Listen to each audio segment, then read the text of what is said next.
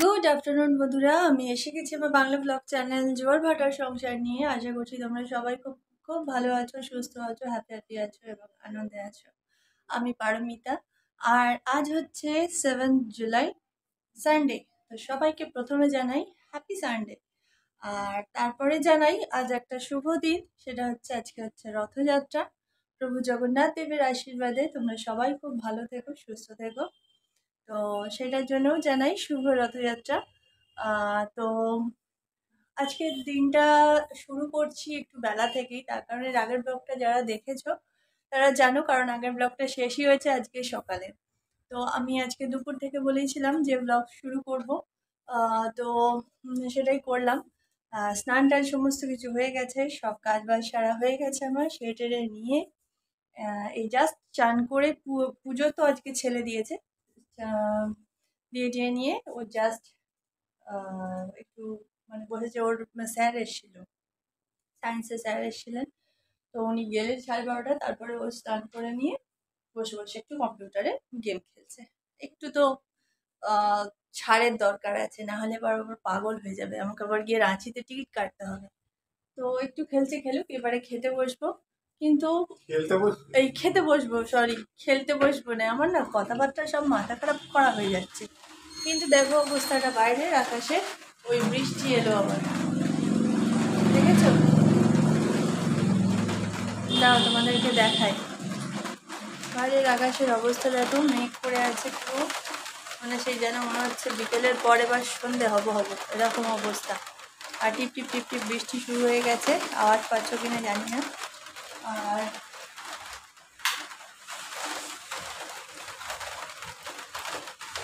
সে দেখো ওই ঠাকুরের আজকে অমাবস্যার পুজো হয়েছিল, সব বাসনগুলো আজকে সব মেজেছি স্নানের আগে।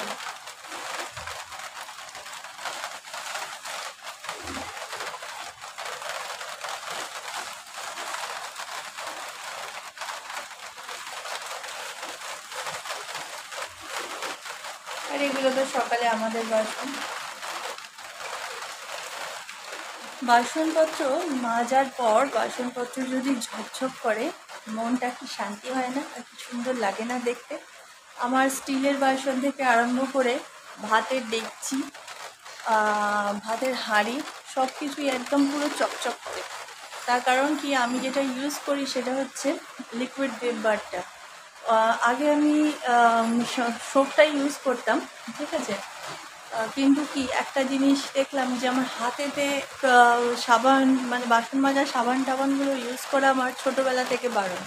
তার কারণ কি, আমার স্কিনে একটু প্রবলেম আছে। এখন যদিও ভগবানের আশীর্বাদে, তোমাদের আশীর্বাদে, ভালোবাসায় অনেকটা আমি সুস্থ, মানে আমার স্কিনের যে ডিজিজটা হতো মারাত্মক রকমের একটা, সেটা আর হয় না। তো সেইটার জন্যই আমার অনেক কিছু বারণ, যেমন আলু কাটা যাবে না, সবজি কাটা যাবে না, চন্দন বাটা যাবে না, তারপরে এই বাসন মাজা সাবান, ফিনাইল, এইসবে হাত দেওয়া যাবে না। কিন্তু সংসার করতে গেলে সব কিছুতেই তো হাত দিতে হবে, বলো। কতদিন আর ওই করবো না পারবো না বলে, এই নিয়ে প্রথম দিকটাতে অনেক অশান্তিও পোয়াতে হয়েছে।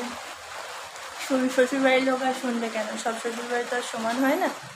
তো যাকে আমি কোনো কিছু নিয়ে নিন্দে করতে চাই না, যেটা যেখানকার নিয়ম সেটা তো সেটা হবেই। তো সেই জন্য আমি একটা জিনিস দেখলাম যে যেহেতু আমার কাজের লোক নেই, আর আমাকেই সব কিছু করতে হয়, তো আমি আমার হাজব্যান্ডকে একদিন বললাম যে বাসন মাজার সাবান এনো না। কারণ কি, এক হচ্ছে অনেক তাড়াতাড়ি শেষ হয়ে যায়, প্রচণ্ড গলে যায়। আর তারপরে আমার হাতের স্কিনেও প্রচণ্ড, মানে অন্য কিছু নয়, স্কিনটা খুব রাফ হয়ে যায়। তো সেই জন্য ওকে আমি সাজেস্ট করেছিলাম যে তুমি একটা কাজ করো, ওভেন লিকুইড বা এটা আনো। তো ওটা লিকুইড, আরও অনেক কিছুই বেরিয়েছে বাসন মাজার, বাট ভিমটা খুব ভালো।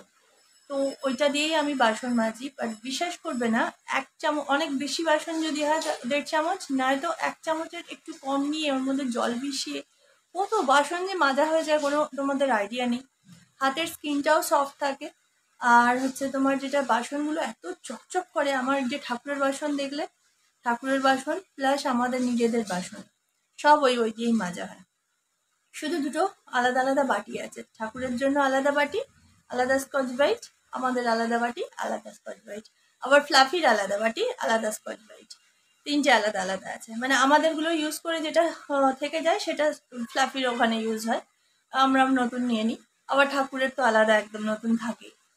তো যা করি ওইটা দিয়েই করি। বললে বিশ্বাস করবে না, আমার হাঁড়ি দেখছি চকচক করছে একদম, পুরো যেন মনে হয় নতুন, পুরো যেন মনে হয় রূপোর জিনিস, এতটাই চকচকে। তো যাই হোক, একটু চেপে মাজতেও হয়, যদিও একটু নিজেদেরকেও কসরত করতে হয়, সব কিছু আবার প্রোডাক্টের উপর ছেড়ে দিলে তো হয় না। জাদুর গায়ে হাত বাড়ালে সেটা পরিষ্কার থাকবে না। তো যাই হোক, এই হচ্ছে কথা। তোমরাও পারলে, যাদের কারোর যদি কোনো প্রবলেম হয় বা হাতের স্কিন রাফ হয়ে যাচ্ছে, তোমরা কিন্তু ভিম লিকুইডটা ইউজ করে দেখতে পারো, খুব ভালো ওটা। তো যাই হোক, সব মেজে ধুয়ে উপুর করে দিয়েছিলাম, অর্ধেক শুকিয়েও গেছে। কিন্তু দেখো বাইরে কিরম বৃষ্টি এলো, মেঘ করে এসছে পুরো। আমাদের খাওয়া দাওয়া হয়ে গেছে, আর খাওয়ার টাইমটা যত প্রত্যেক দিন ভাবি শ্যুট করবো, প্রত্যেক দিন ভুলে যাই, এমন খিদে পায় যে তাড়াহুড়োর চোটে শ্যুট করবার কথা। আমি আজকেও ভাবলাম যে ভাত টাতগুলো নিয়ে বসি, খাওয়া শুরু হওয়ার আগে ছেলেকে বলবো একটুখানি শ্যুট কর। যেই না পাতে ভাতটা পড়েছে আর আমার বর মাটনের ঝোল লালুটা দিয়েছে, আর তখন ফোনে শ্যুট করবার কথা ভুলে গেছি। গাপাক গাপাক একদম খিদেও পেয়েছিল, খেয়ে নিয়েছি। তো তোমাদেরকে আর দেখানো হলো না। যাকে আমাদের মাটন আর ছেলে পনির, আর আজকে ফ্লাফি দেবীও পনির খাচ্ছে, এই পনির খাচ্ছে বলছি, মাটন খাচ্ছে, দেখবে চুপচাপ খাচ্ছে একদম।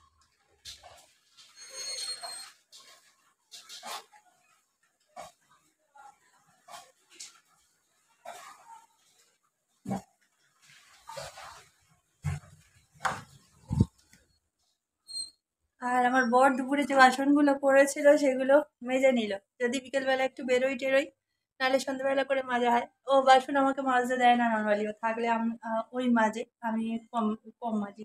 ও না থাকলে তখন মাজি, নাহলে ওই মেজে দেয়, বাসনটা আর মাজতে দেয় না। কারণ ওই যে বলে আমার স্কিনের প্রবলেম আছে, তো যতটা পারে ও মেজে নেয়। আর তারপরে সত্যি কথা বলতে কি, আমার বাসন মাজার খুব অ্যালার্জি, জানো তো। সব কাজ করে দেবো ঘুরে ঘুরে, দাঁড়িয়ে দাঁড়িয়ে বাসন মাজা বড্ড বিরক্ত লাগে। তো যাই হোক, ও বাসনগুলো মেজে নিচ্ছে, আর ও ফ্লাফি খাচ্ছে। তারপর বাইরে চলছে বেশ ভালো রকম বৃষ্টি, মানে খুব জোরেও না আবার খুব আস্তেও না।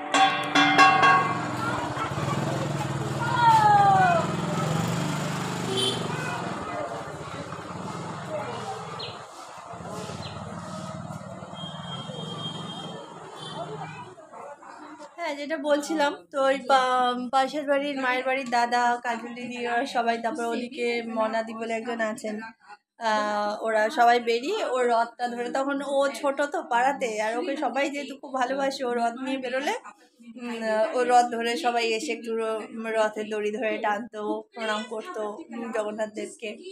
এবার সবাই জগন্নাথ দেবকে প্রণাম করে টাকা দিত রথেতে, ঠিক আছে, প্রণামী আর কি। আর আমার ছেলে কি করবে, যারা 50 টাকা 100 টাকা এরকম করে করে দেবে, তাদের হাতে একটা করে মিষ্টি দেবে প্রসাদ।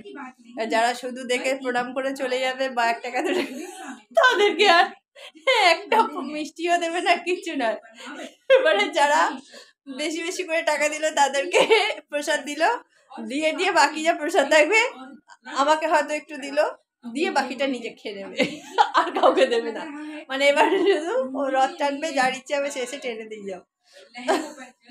তো ওইগুলোই ওর সাথে বসে বসে গল্প করছিলাম, এগুলো সেই ছোটবেলার স্মৃতি, এখন তো বড় হয়ে গেছে, এখন আর ওগুলো মানে মনে পড়লে হাসি।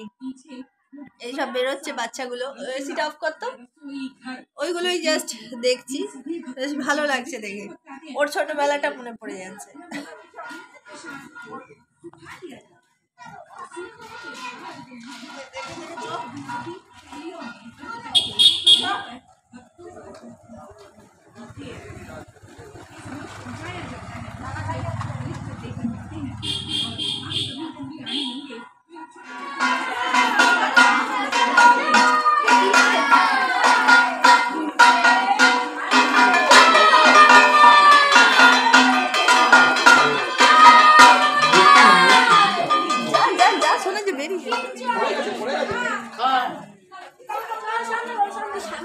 জয় জগন্নাথ, জয় জগন্নাথ।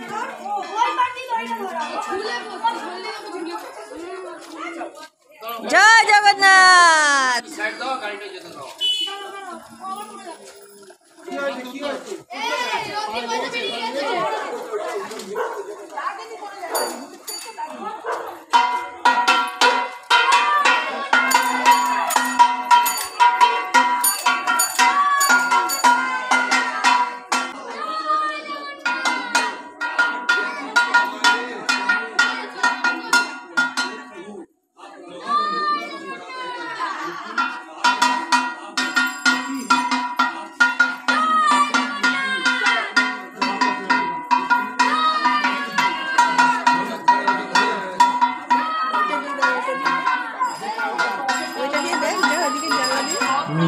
তোর মাসি।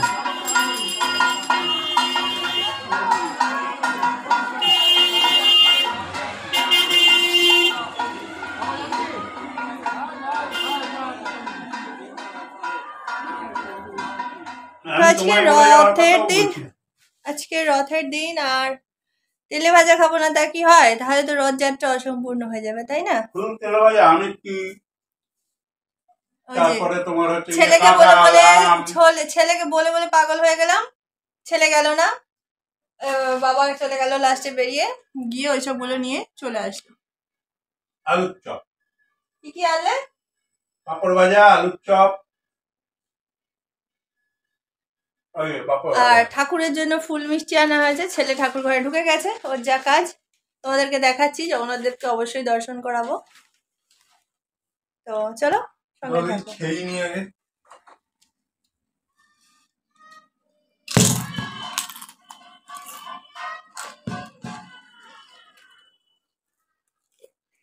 কে খাবে?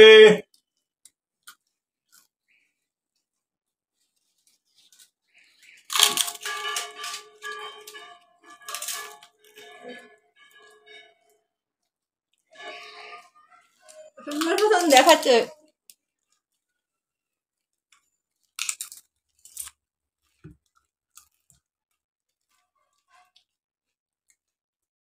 ছেলে পুজো দিয়ে নিয়েছে আর সন্দেহ দেওয়া হয়ে গেল, ওই একসঙ্গেই সন্দেহ দেওয়া হলো, প্লাস জগন্নাথ প্রভুর কাছে একটু ছোট্ট করে জাস্ট বাড়িতে উনি যখন আছেন ওনাকে আনা হয়েছে, আবার পুরীর থেকেই নিয়ে আসা হয়েছে ওনাকে। আর ছেলে খুব যত্ন করে নিয়ে এসেছিল, তো সেই জন্য একটু মানে ছোট করেই পুজো দেওয়া হলো। তো চলো তোমাদেরকে দেখাই। এখন দরজা বন্ধ করেছে, দরজাটা খুলুক, খুলে আমি তোমাদেরকে প্রভুর দর্শন করাচ্ছি। এই যে খুবই ছোট্ট করে একটু প্রসাদ ওনাদের কাছে নিবেদন করা হয়েছে। আমাদের শ্রী শ্রী গুরু মহারাজ, মা আনন্দময়ী, মা মহালক্ষ্মী, তারাপীঠ থেকে আনা মা তারিণী তারা, বজরংবলী একসঙ্গে এক সিংহাসনে আছেন ওনারা, আর আছেন মা ধনলক্ষ্মী। সামান্য কিছু আয়োজন মানে প্রসাদ ওনাদেরকে আয়োজন করে দেওয়া হয়েছে আজকের দিনে। এখানে মহেশ্বরের 3 আছে, বাবা তারকেশ্বর আছেন, নর্মদেশ্বর মহারাজ আছেন, আর পশুপতিনাথ আছেন। পশুপতিনাথ হচ্ছেন আমাদের প্রতিষ্ঠিত বাড়িতে, আর মা দুর্গা ইনি তো আমাদের মানে সবকিছু। মায়ের পাশে শ্রী শ্রী ঠাকুর, ভগবান শ্রী রামকৃষ্ণদেব, শ্রী শ্রী মা, শ্রী শ্রী ঠাকুর আছেন। এদিকে আছেন মায়ের প্রিয় পুত্র গণেশ আর বালগোপাল, ছোট্ট গোপাল। এদিকেও আছেন বুদ্ধদেব, মহাদেব, মা মহা সরস্বতী, আর এই যে আজকের যোগু দাদা, বলু দাদা, সুভদ্রা দিদি, যোগু দাদা, বলু দাদা, সুভদ্রা দিদি। পেছনে আছেন স্বয়ং শ্রী রাধারমণ।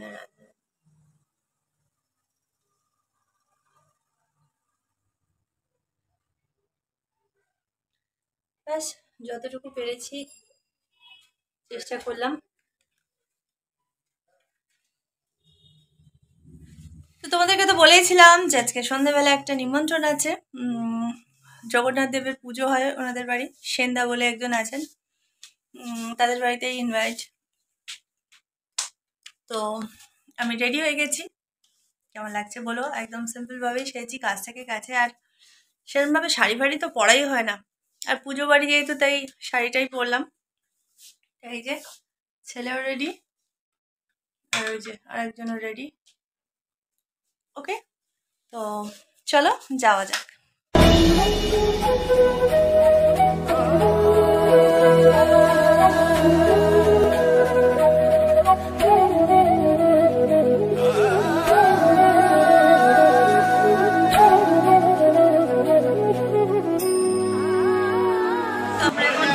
এসেছি এখানে খাওয়া দাওয়ার। ঠাকুরের ছবি হ্যাঁ হ্যাঁ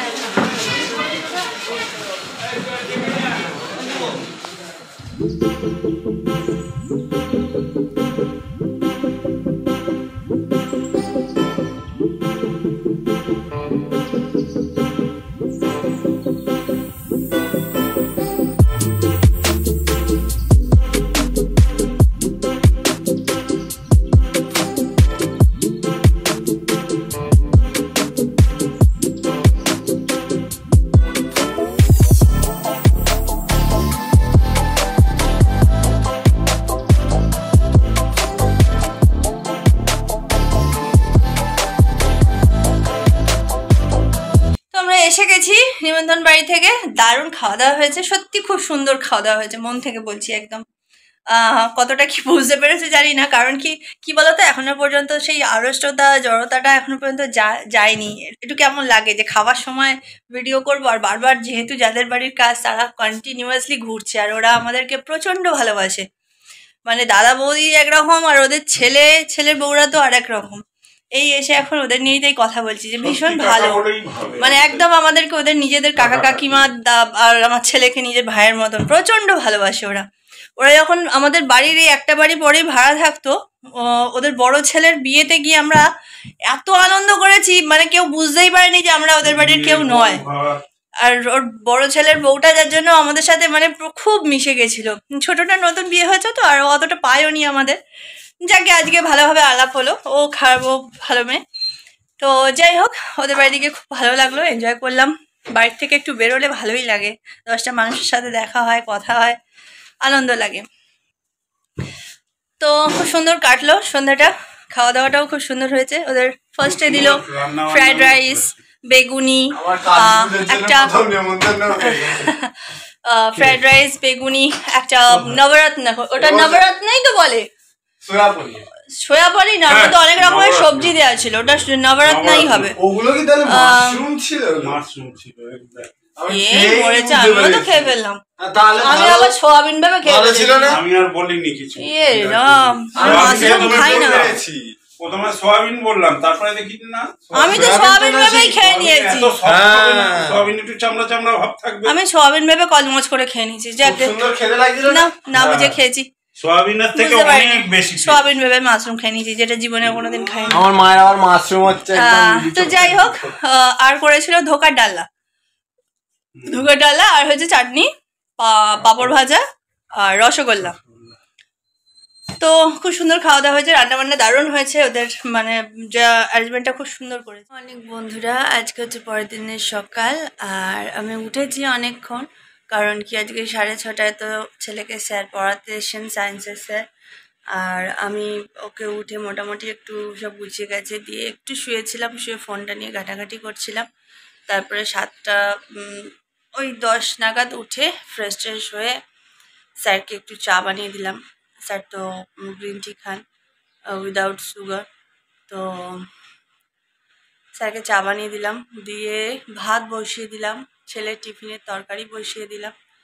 এবারে আমার হাজব্যান্ডও উঠে পড়েছে, বিছানা টিছানা গুছিয়ে নিয়েছি। আর এই যে এখানে আর একজন টিকটিকির মতন শুয়ে আছে। তো এবারে যেটা কাজ সেটা হচ্ছে আপাতত ছেলেকে ছাড়ার মতন কিছু একটা করি। ডাল আছে, ডালটা ফোড়ন দিয়ে নেবো আর একটু বড়া ভেজে দেবো, দেখি একটু কী বড়া ভাজা যায় দেখা যাক। আর ওর টিফিনের পরোটাটা বানাবো। আমার বরকে বললাম তুমি একটু উঠে আমাকে আটাটা মেখে দাও আর একটু বেসনের প্যাকেট এনে দাও একটা। ও বললো আচ্ছা দিচ্ছি। ও বাথরুমে গেছে ফ্রেশ হতে। যাই হোক, এই হচ্ছে কথা। তো চলো সঙ্গে থাকো, দেখতে থাকো। আর আজকে আবার একটা নতুন দিন, নতুন সকাল, সেটাকে ভালোভাবে পার করা যাক। তোমরাও ভালোভাবে পার করো, ঠিক আছে? সঙ্গে থাকো। তো সকাল থেকে মোটামুটি একটা ঝড় যাচ্ছে আজকে, মারাত্মক রকমের। আর ছেলের খাওয়া হয়ে গেছে, ছেলেকে ডাল আর পলতা পাতার বড়া আর পেঁয়াজি ভেজে দিয়েছিলাম, ও ওই দিয়ে ভাত খেয়ে নিয়েছে। কিরে, ভালো লেগেছে খেয়ে? তো ও এখন রেডি হয়ে গেছে, এই যে স্কুলে যাবে। আর ওকে টিফিনে করে দিয়েছি আজকে পরোটা আর আলুর তরকারি। একটুখানি খেয়েও যাই। কিরম হয়েছে তরকারিটা? ভালো আছে? টমেটো ঠিক আছে? বেশ ঠিক আছে। আর এই যে আমরা এখন খেতে বসবো, আমি আর আমার বর। আমাদের জন্য করেছি রুটি আর তরকারি। কারণ কি পরোটা ফরোটা নাই গরমেতে খেলে অত্যন্ত শরীর আনচান করে। ওকেও চা, গরম গরম চা, আলুর তরকারি। ঘরে লাইট কম বড্ড, বাইরেও মেঘলা ওয়েদার হয়ে আছে তো। এই যে আলুর তরকারি আর গরম গরম রুটি। তো চলো আমরা খেয়ে নিই, তারপরে আসছি।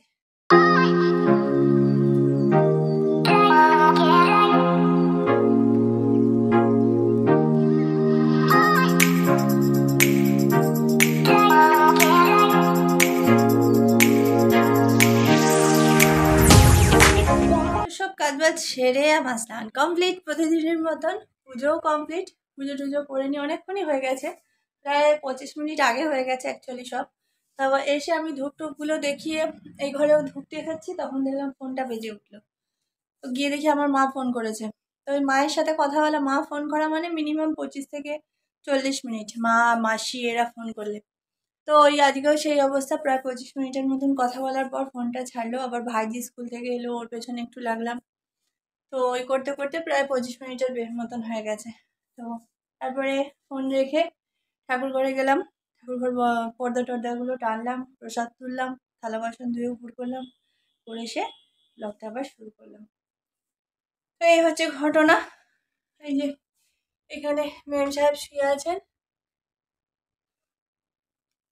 আমি এবারে একটু বসবো। হ্যাঁ, কারণ এই সকাল থেকে মাথা খারাপ হয়ে যাচ্ছে। দাঁড়াও তোমাদেরকে তার আগে একবার দেখিয়ে দিই শুধু যাচ্ছে কি কি রান্না করেছি, তারপরে গিয়ে একদম বসবো। কি কি রান্না করেছি দেখো। এখানে তো ওই সকালবেলা টিফিন করেছিলাম, তার মানে একটা রুটি পড়ে আছে শুধু। হ্যাঁ, আর এখানে আছে কি বলে পেঁয়াজের বড়া, মানে হ্যাঁ পেঁয়াজের বড়া আর পলতা শাকের বড়া। পলতা শাক হচ্ছে মানে ওই পটলের, পটল গাছটাকে বলে। যাই হোক, আমার বর নিয়ে এসছে, বললো বড়া খাবে, বললাম পলতা শাকের বড়া। আমার ছেলে খেয়ে বললো পুরো পাট শাকের বড়ার মতন লাগছে। আর এখানে আছে ইলিশ মাছের মাথা ভেজে, তেল ভেজে, কাঁচা লঙ্কা দিয়ে ইলিশ মাছের তেল রেখেছি একটু। আর ইলিশ মাছের তেল দিয়ে না ভাত খেলে, ইলিশ মাছ হলে ঠিক করে পোষায় না। এখানে আছে ইলিশ সর্ষে, আর এখানে আছে পাতলা করে মসুর ডাল আর ভাত।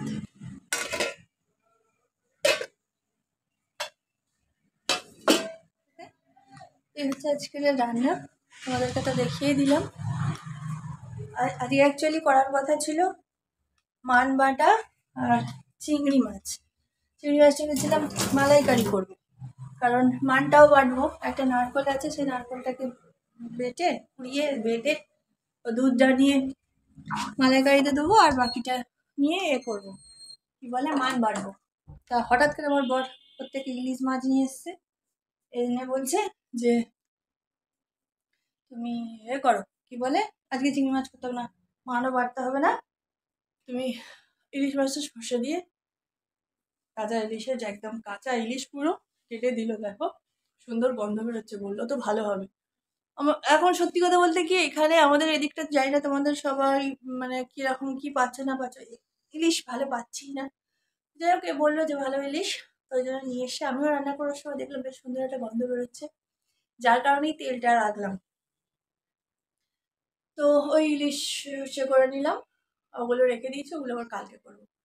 পলতা পাতাটা শুকিয়ে যেত, যার জন্য পলতা পাতার বড়া আর পেঁয়াজি ভেজে ডাল দিয়ে ছেলেকেও খাইয়ে পাঠিয়ে দিলাম, ও খেয়ে দিয়ে চলে গেল। গরম গরম ডাল ভাত আর পেঁয়াজের পকোড়া, পলতা পাতার পকোড়া, বেশ ভালো লাগছে না কি বললো। আর তারপরে ও বেরিয়ে যেতে শুধু ইলিশের সর্ষে দিয়ে ঝালটা করলাম। আর সকালে ওকে তো টিফিনে দেখলেই তোমরা, পরোটা করে দিয়েছি। পরোটা ও তোমাদেরকে দেখায়নি, তখন প্যাক করা হয়ে গেছিলো। ও 3টে করে পরোটা করি, তো ওই পরোটার আলু তরকারি দিয়েছিল, আর আমরা তো দেখলেই খেলাম। তো এই হচ্ছে ঘটনা, কালকে থেকে ব্লগটা চলছে। এবারে ব্লগটা শেষ করার সময় হয়ে গেছে, না হলে তোমরাই বিরক্ত হয়ে যাবে। এবারে ব্লগটা এখানে শেষ করছি। আমি এবার একটু বসবো, এই ব্লগটা এডিট করবো, শুধু বসবো না বা বসে রেস্টও নেবো না, ওই দেখ না, আর একজন পাগলি কিরম করছে দেখ, শুয়ে শুয়ে।